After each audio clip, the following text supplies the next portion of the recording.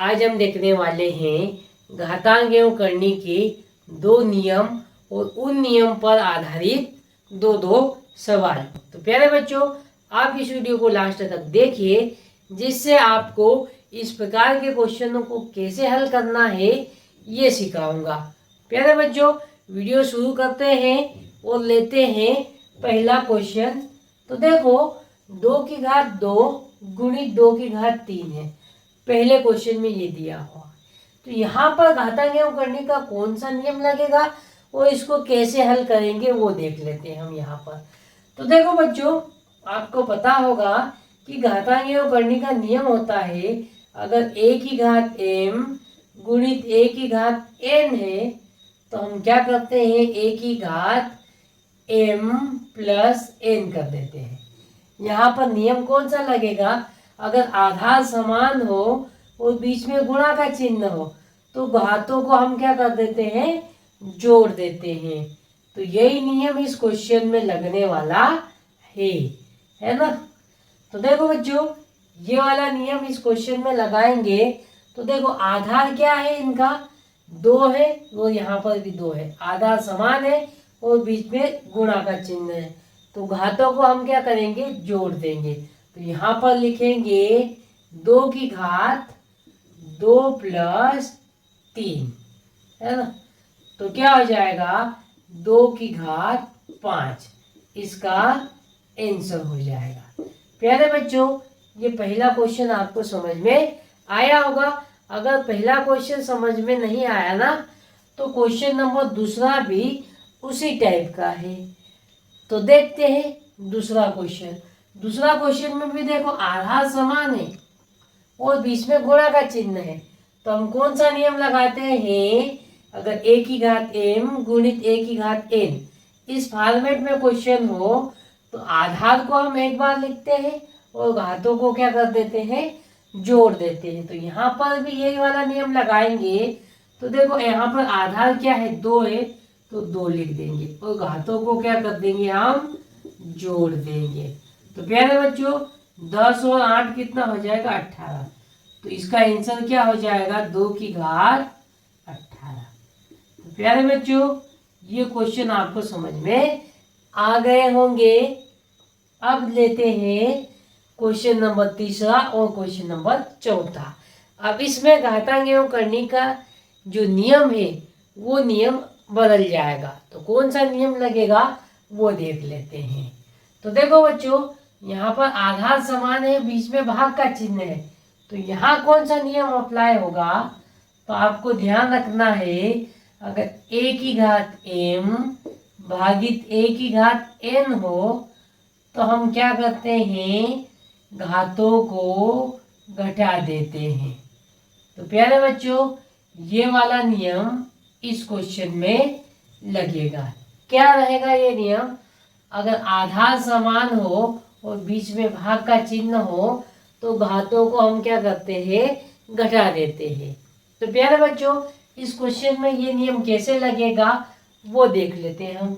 यहाँ पर देखो 2 की घात 5 भागित 2 की घात 2 है, तो हम लिखेंगे 2 की घात 5 माइनस 2। ये वाला नियम यहाँ पर अप्लाई किया। तो अब देखो, इसको आगे हल करेंगे तो 2 की घात, यहाँ पर 5 माइनस 2 है, तो 5 में से 2 घटाएंगे तो कितनी बचेगी, 2 की घात 3 बचेगी। और प्यारे बच्चों, यही हमारा क्या है, आंसर है। ये क्वेश्चन आपको समझ में आ गया होगा। अगर ये क्वेश्चन समझ में नहीं आया ना, तो क्वेश्चन नंबर चौथा भी उसी प्रकार का है। तो आइए हम इसको देख लेते हैं। यहाँ पर भी देखो बच्चों, आधार समान है और बीच में काय का चिन्ह है, भाग का चिन्ह है, तो घातों को क्या करेंगे, हम घटा देंगे। तो देखो कैसे, यहाँ पर ले लेंगे 3 की घात 4 माइनस, और यहाँ पर -3 है तो कोष्टक लगा के -3 यहाँ लिख देंगे। अब देखो बच्चों, इस माइनस चिन्ह का गुणा अंदर माइनस में होगा, तो आपको ध्यान रखना है, जब भी माइनस और माइनस चिन्ह का गुणा होता है तो वो क्या हो जाता है, प्लस हो जाता है। तो यहाँ पर हो जाएगी 3 की घात 4, माइनस का गुणा माइनस में होगा तो प्लस चिन्ह हो जाएगा। और आगे क्या है 3 है तो 3 लिख देंगे। अब इसको घातों को जोड़ देंगे। देखो 3 की घात कितनी हो जाएगी 4 और 3 कितना आ जाएगा 7।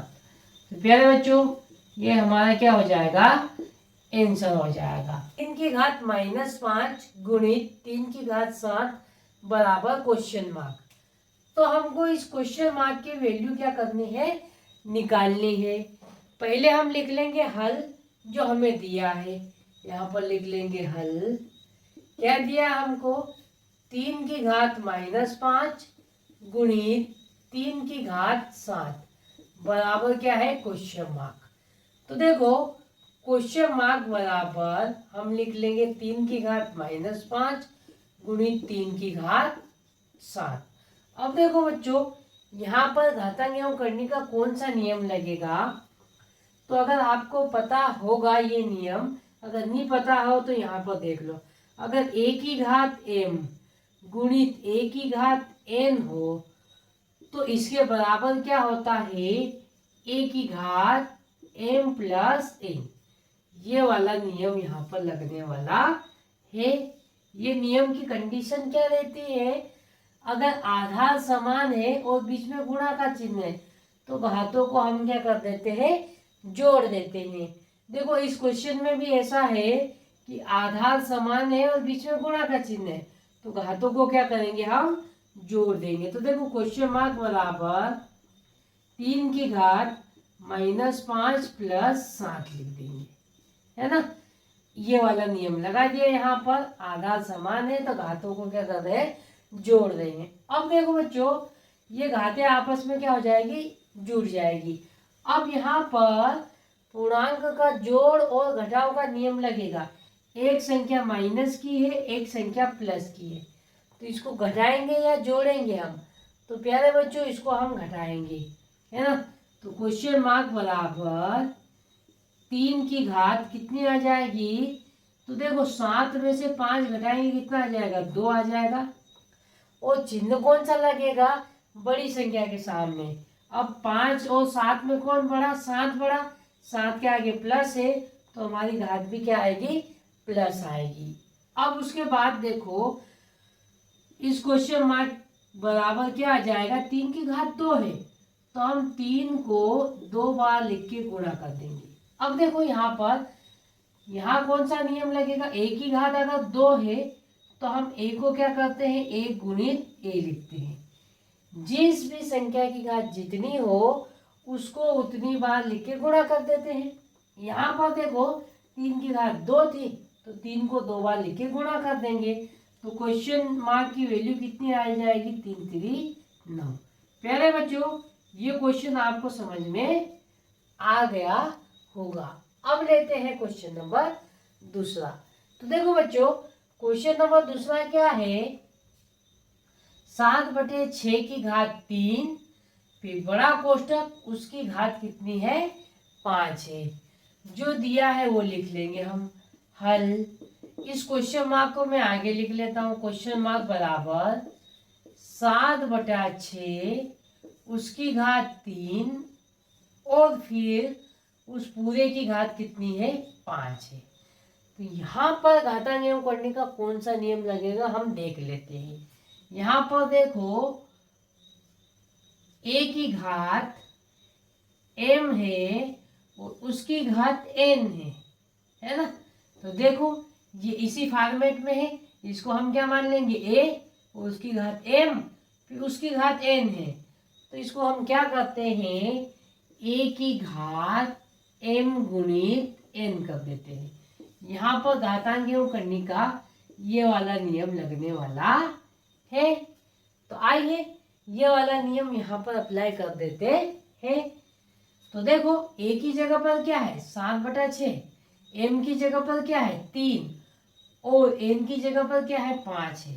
तो हम यहाँ पर लिख देंगे 7/6 की घात इन दोनों का क्या हो जाएगा गुणा हो जाएगा तो 3 गुणित 5। अब इसको हम आगे सॉल्व करेंगे तो 7/6 की घात हो जाएगी 3 पंजे 15 और ये हमारा क्या हो जाएगा आंसर हो जाएगा। तो प्यारे बच्चों, इस प्रकार ऐसे क्वेश्चनों को स्टेप बाय स्टेप हल कर सकते हैं।